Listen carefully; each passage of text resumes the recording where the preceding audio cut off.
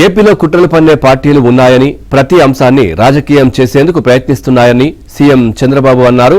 పలు సంఘటనలకు కులం, మతం, రంగులు పులుముతో ప్రజల్లో విద్వేషాలు రగిలిస్తున్నాయని ఆగ్రహం వ్యక్తం చేశారు.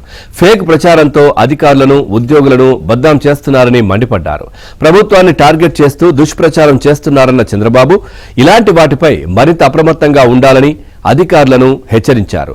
సచివాలయంలో రియల్ టైమ్ గవర్నెన్స్ సొసైటీ కేంద్రం నుంచి ప్రభుత్వ శాఖల పనితీరుపై సమీక్షించారు. ఇటీవల మానసిక సమస్యల కారణంగా కొంతమంది నేరాలకు పాల్పడుతున్నారని సీఎం పేర్కొన్నారు. డ్రగ్స్, గంజాయి వంటి వాటికి అలవాటు పడి తప్పుదారి పడుతున్నారన్నారు. పాత కేసులను పరిష్కరిస్తున్నామని, 2019లో జరిగిన కొన్ని నేరాలను ట్రేస్ చేసి పట్టుకుంటున్నామని తెలిపారు. శిక్షలు కూడా పడుతున్నాయన్నారు. ఇలాంటి అంశాలను ప్రజల్లోకి తీసుకువెళ్లాల్సిన అవసరం ఉందని అభిప్రాయపడ్డారు.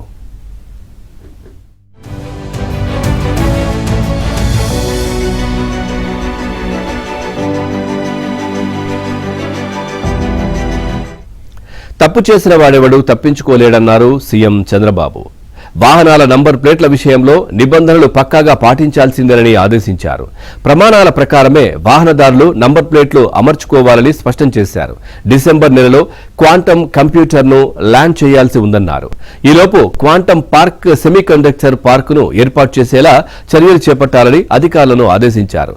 రాష్ట్రంలో పచ్చదనం, నీటి భద్రత, భూగర్భ జలాల పెంపు, నీటి వనరుల సంరక్షణ, నదీ జలాల కాలుష్యం నుంచి కాపాడడం వంటి అంశాలకు ప్రాధాన్యం ఇవ్వాలన్నారు.